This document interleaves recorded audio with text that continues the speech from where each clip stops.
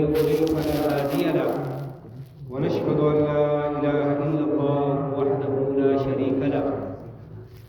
ونشهد أن سيدنا ومولانا محمدا عبده ورسوله أرسله بالحق بشيرا ونذيرا وداعيا إلى الله بإذنه وسراجا منيرا. أما بعد فأعوذ بالله من الشيطان الرجيم. بسم الله الرحمن الرحيم. قال الله تعالى في كلامه المجيد والفرقان الحميد: شهر رمضان الذي أنزل فيه القرآن هدى للناس. وقال النبي صلى الله عليه وسلم: خيركم من تعلم القرآن وعلمه. وقال عليه الصلاة والسلام: من صام رمضان إيمانا واحتسابا غفر له ما تقدم من ذنبه. وقال عليه الصلاة والسلام: من قام رمضان إيمانا واحتسابا غفر له ما تقدم من ذنبه، أو كما قال عليه الصلاة والسلام. اللهم صل على محمد في أول كلامنا، اللهم صل على محمد في وسط كلامنا، اللهم صل على محمد في آخر كلامنا. صلى الله على النبي محمد. درشد برمجل ويس شفا محبته وعصمه. صلى الله على النبي محمد. زمرون دوستان الله جل جلاله مشتاس دي دنیا ته رسولي د مختصر ژوند او پدې کې هغه سړی کامیاب کیږي چې کم چا دلې اطاعت کې ژوند کوي، یعنی چې کم د الله جل جلاله د منشا مطابق رب چای پر هغه ژوند تیر کوي، من چای چې زړه ورته ویل هغه پرېږدي. د الله او د الله د رسول د احکاماتو مطابق ژوند تیر کوي، دا سړی کامیاب. او یقینا موږ تاسو ټول کامیابي غواړو، او بلکې د انسان فطرت دا دی چې انسان کامیابي غواړي. او کامیابي معیار قرآن چې شولی دی: فمن زحزح عن النار وادخل الجنه فقد فاز. هر هغه سړی کامیاب دی چې هغه د جهنم د اور څخه بچاو سو، د جنت ته داخل سو، دا کامیاب دی. د دې لپاره دغه زموږ ستاسې اعمال،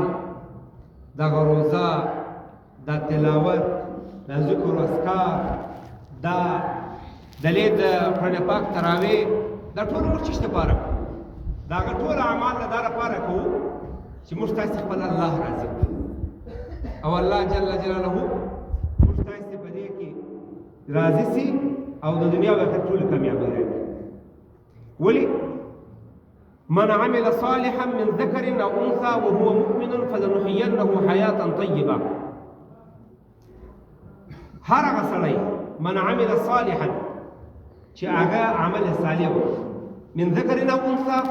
قرآن وایي که هغه نارینه دي که زنانه، وهو مؤمن او دی مؤمن و ایمان یې راوړی، فلنحيينه حياه طيبه. دا سړي ته الله پاک د دنیا او د آخرت ټولې بلایې دي، حیات طیبه ورنصیب کوي. یعنی معنا دا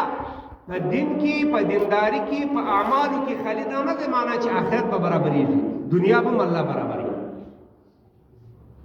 آخرت دا الله پاک په اعمالو سره برابري.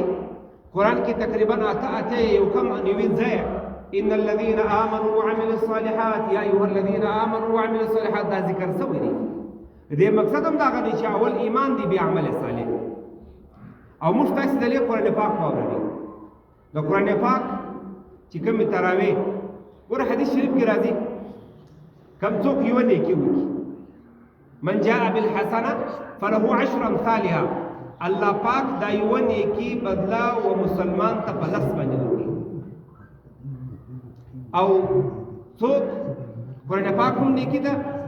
دا هم اطاعت دی، پر یو حرف باندې الله نس نیکی. روایت کې راځي که څوک راولاړ سي دا قرآن پاک وایي په یاد سره وایي پر یو حرف 25 نیکي الله ورکوي او که څوک په لمانځه کې ووایي په ناست سره ووایي په ناسته کې چې دی دا تلاوت وکړي نو پر یو حرف باندې الله پاک ودته 50 نیکي ورکوي حدیث شریف کې راځي کم سړی د قرآن پاک تلاوت په لمانځه کې په ناست سره ووایي او واوري 50 نیکي الله ورکوي او څوک چې په ولاړ سره ووایي پر یو حرف الله پاک ودته 100 نیکي ورکوي نو دلته د قرآن پاک چې موږ ختم کوي په تراوو کې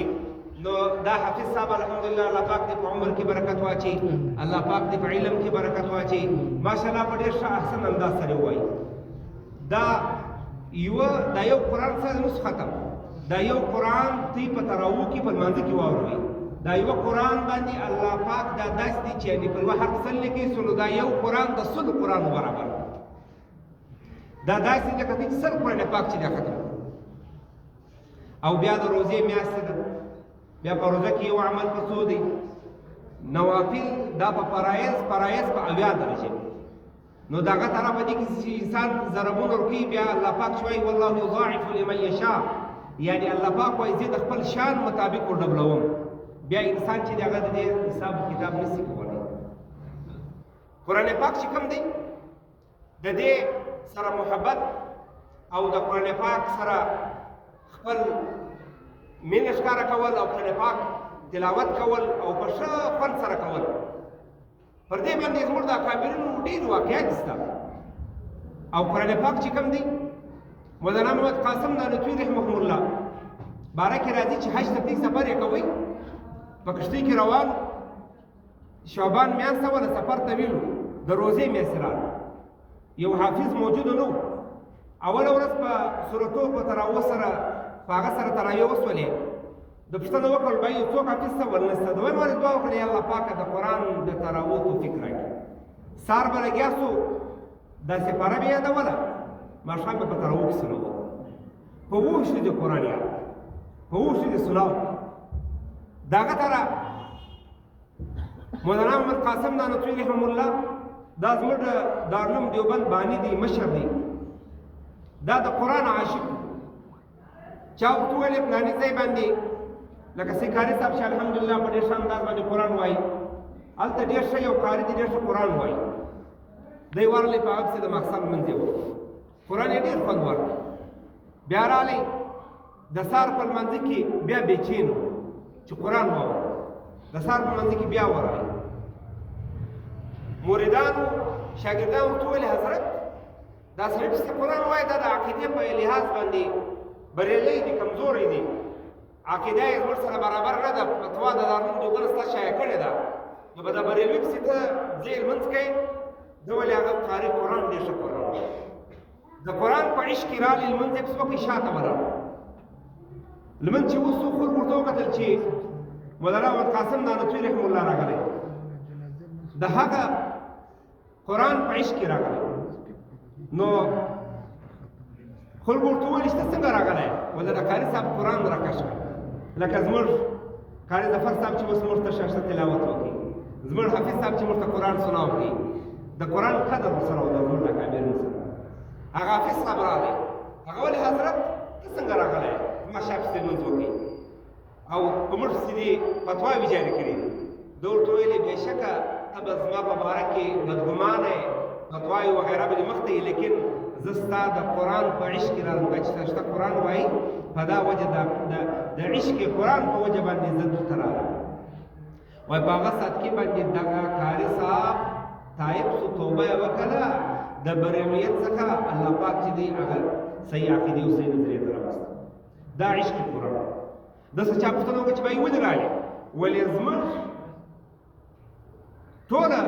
دیوبند چې کوم دی هغه کې دغه دوه شان شته عشق مصطفی عشق قرآن په دا باندې خپل ځان هم قربان دی خپل هر څه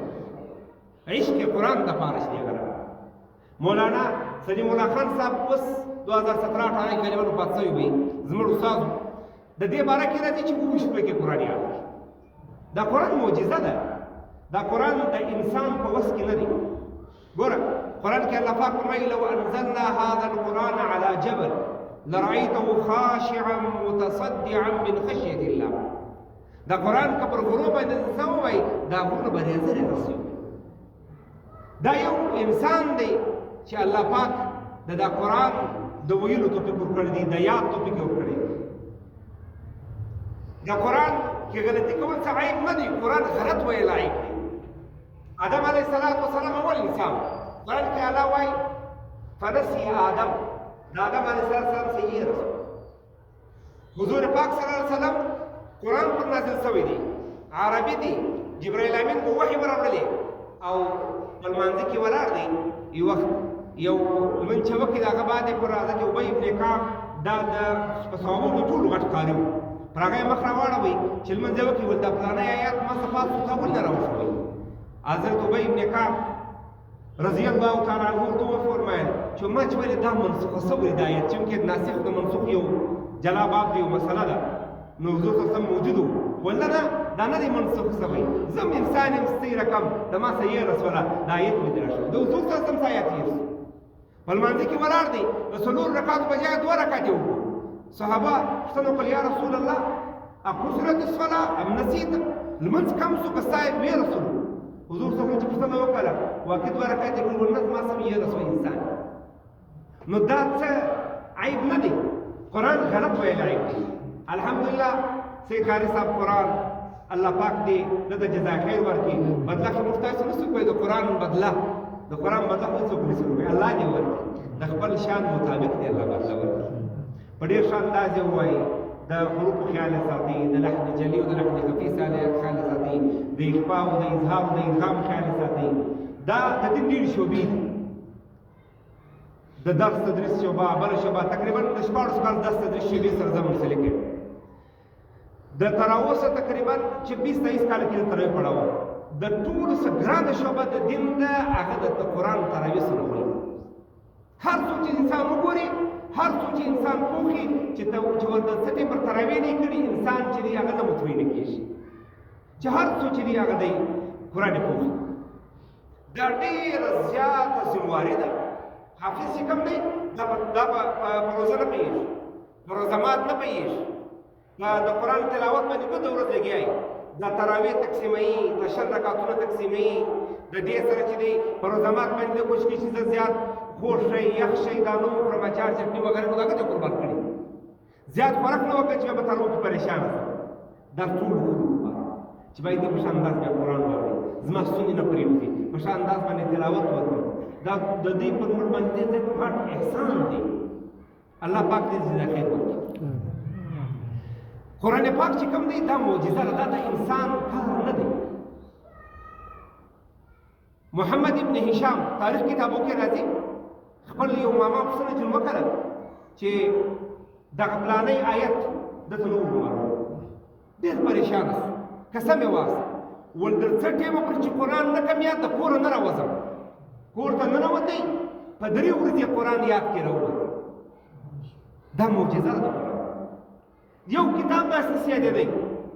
لکه څنګه چې قرآن یادېږي په 3 ورځې یاد. زموږ ته د فقه امام محمد ابن حسن الشیبانی رحمه الله، دا امام محمد صاحب د امام ابو حنیفه رحمه الله لرالی شاګردي لپاره چې زه علم حاصلوم، داسې فقه حاصلوم، مسایل هغه ورته ویلې قرآن دې یاد دی ول نه دی یاد، ول زما د داخلي شرط دی ورته قرآن یاد کړه بیا راس دی ولاړې 2 ورځې باندې یوه هفته بعد راغی. امام صاحب ټول خیر سره لپاره راغلی،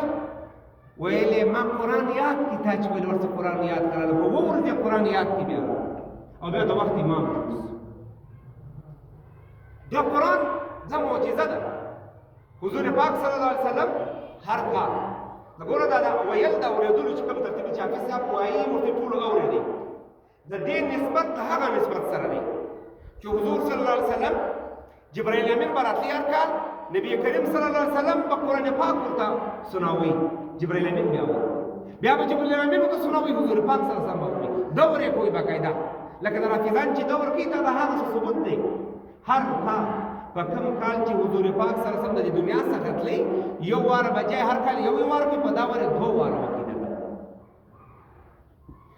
که در دې ښه کتاب وای در دې افضل کتاب وای نو به بیا په ټولو کې افضل فرشته جبرائیل امین، په ټولو کې افضل نبی امام الانبیاء حضور پاک صلی الله علیه کتاب ویلی وای. نو معلومه شوه چې ټولو افضل قرآن دی، ټولو دا قرآن دی. د قرآن چې دی دا معجزه ده، دا ټولو څخه غټه معجزه د حضور پاک صلی الله ډېرې معجزې دي. پر دې باندې مستقل کتابونه لیکل شوي دي.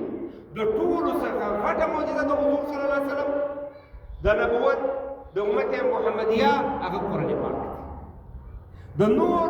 چې کوم کتابونه راغلي وو، د نور کتابونه هغه د یو مخصوص وخت لپاره راغلي، چې د وخت نه بیا ولاړی کتاب شریعت هم ولاړی منسوخ شو. یو واحد قرآن داسې د قیامت پورې وایي. ټوله کتابونه که تورات دي، که انجیل دي، که زبور دي، دا لیکل سوي راغلي دي د لوړې سي. اوس وګوره په خپل حال کې یو هم نه دی ثابت پاتې، په هر کې تحریف شوی دی. د هغه ته را صحیفې، د هغه ته را ټوله چې کوم آسماني وحي چې راغلي دي دا ټوله په دغه انداز یو واحد قرآن پاک دی چې دا کلام الله دی برای راست کما یلیکو بشانی د الله پاک د ذات څخه د الله د ژبې څخه راوتلی دا د الله کلام. په دې وجه باندې حضرت علي رضی الله تعالی مبارک راځي وایي که څوک غواړي چې زه د الله سره خبرې وکړم، د الله سره کلام وکړم، هغه دې پر لمانځه ودرېږي. لمونځ دا دی لکه څوک چې د الله سره خبرې کوي، دا د الله سره خبرې ولې د لمانځه بعد که څوک دا وایي قسم واخلي چې ما د الله سره خبرې وکړلې، علما وایي نه دی خالصه. ولې وجه چې دا لمونځ دا د الله سره خبرې دي. او که څوک غواړي چې الله د ما سره خبرې وکړي، وایي دا د تلاوت د قرآن پاک دی، د کلام الله وایي دا د الله کلام دی. دغه تلاوت د قرآن پاک دا مفتي ته وایي. د تراویح چې کوم دی دې ته مولوي صاحب هم په دې کې اشاره وکړه، بیان یې کړه. په دې کې مستقل دوې مسلې دي، دوه سنت. یو قرآن پاک ختمول، دا سنت الحمدلله منقول. یو چې دی هغه مستقل دا 29 تراویح کول دي، دا مستقل سنت پاتې دا به کوي. ټول به هڅه کوو چې انشاءالله به کوو. دا تراویح چې دي دا یو معمولي عمل نه وبولو موږ. د تراویح پر یوه سجده باندې، د تراویح پر یوه سجده باندې 1500 نکي الله پاک نو معمولي دي چې په ورځ باندې چې بیا د نیکۍ دپاره یوه نیکي خپل مور پلار نه درکوي. یوم یفر المرء من اخیه وامه وابیه وصاحبته وبنیه، خپل کور والا، خپل بچان، خپل مور پلار په سزګلي یوه نیکي به نه درکوي. نو اوس د نیکۍ سیزن دی، موقع الله را کړې ده، فایده چې وکړو. علما وایي د تراویح پر یوه سجده باندې الله پاک په جنت کې یو محل ورکړي. هغه محل داسې محل به وي چې هغه به 80,000 دروازې به وي، د سونې د چنګې به وي. په دنیا کې یو محل یو کور ته جوړې څو پیسې پر لګېږي، په څومره تکلیفونه راځي. په جنت کې د همیشه دپاره د نه ختمېدو ژوند دپاره الله پاک دونه فضایل رسولي. نو موږ ته پکار دي چې دا وکړو. حالانکې د تراویح کم خلک چې تللي دي مکې مکرمې له اوس څخه 1400 کاله مخکې چې کوم زمانه وه، 4 رکعاته لمونځ چې موږ دې ته تراویح ویل کېږي. تراویح د ترویحه څه ده؟ دې ته ویل کېږي راحت، آرام، سادګۍ، ځان وسکه.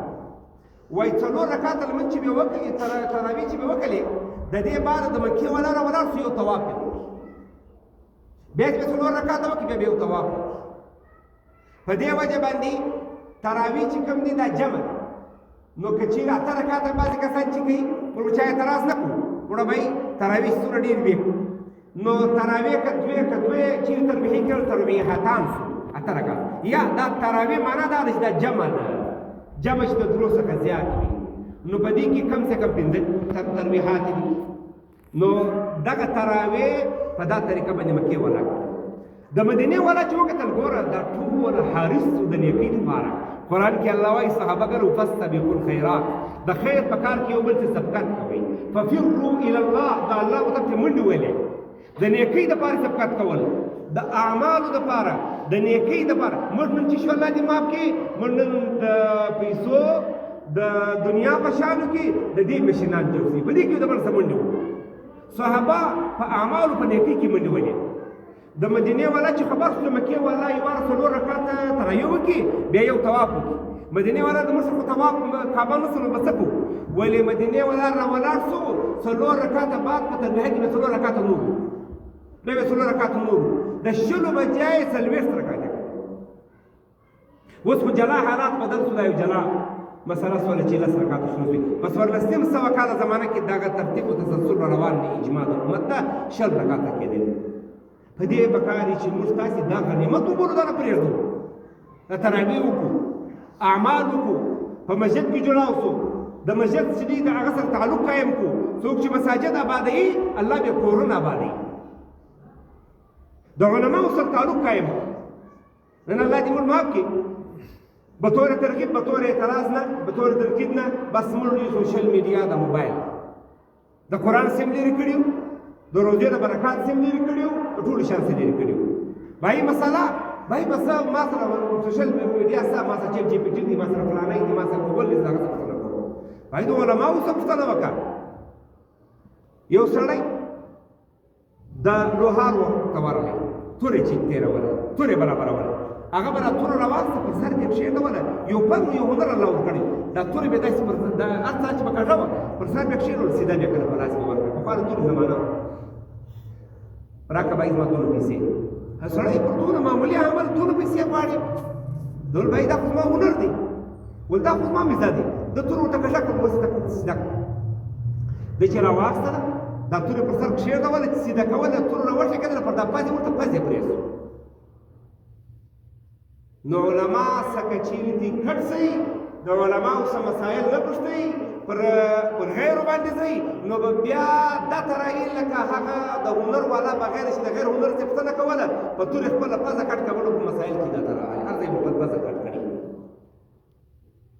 نو موږ پوښتنه وکړو قرآن کې الله وایي دې پوښتنه کوي فاسألوا أهل الذکر إن كنتم لا تعلمون د علماو سره جوړاو دا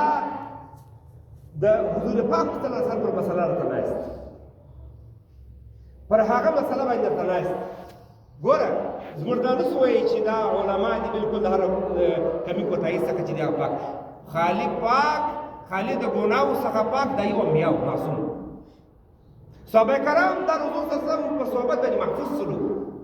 یا فرشتي دي چې هغه چې دی هغه ګناه نه کوي د اوس زمانې زموږ ته معاشره ده په دې کې به کمی کوتاهي لیکن نسبتا ورسه عالم له ورسه علما له ورسه دیندار طبقې له ویې ګوره دا به در د نورو په صوم صلات هم زیات پابند وي د اخلاق په لحاظ باندې هم د صدقې په لحاظ باندې هم د اعمالو په لحاظ باندې هم ته په دغه طریقه باندې چې دې نسبت وکړه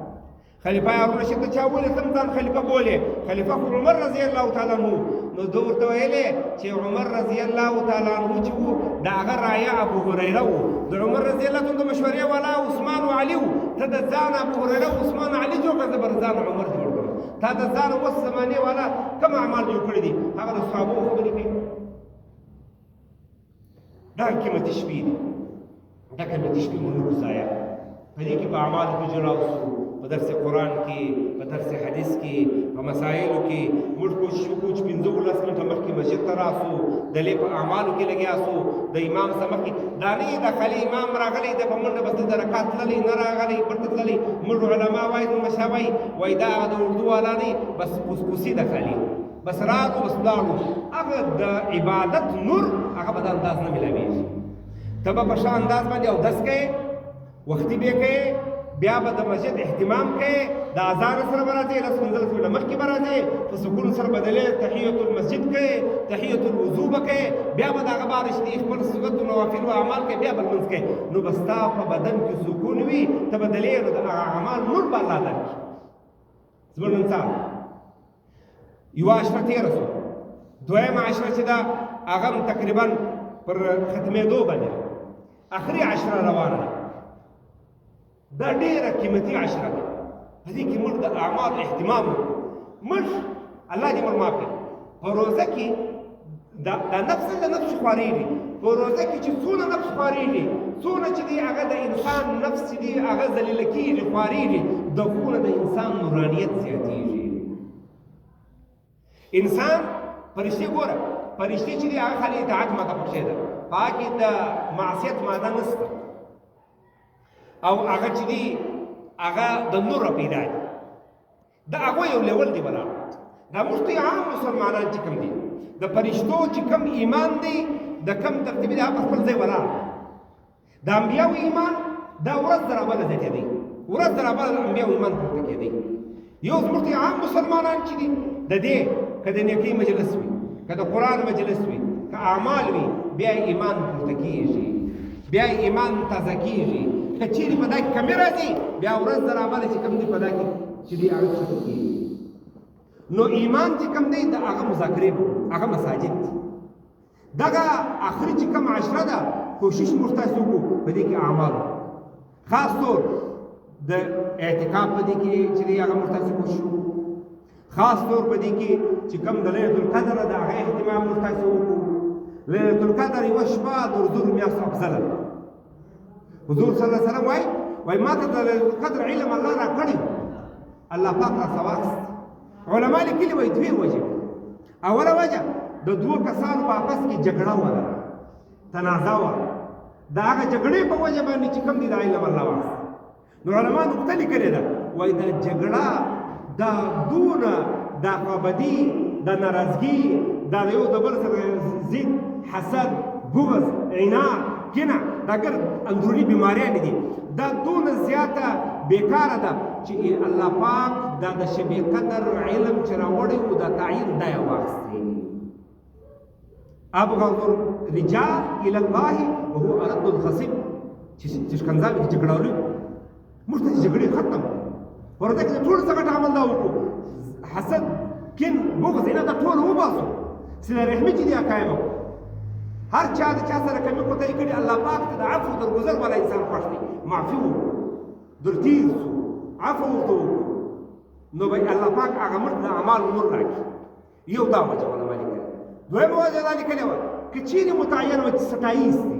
25 دی نو به خلکو یې ګرد د کال عبادت نه کولی په دې ورځ به یې کولی به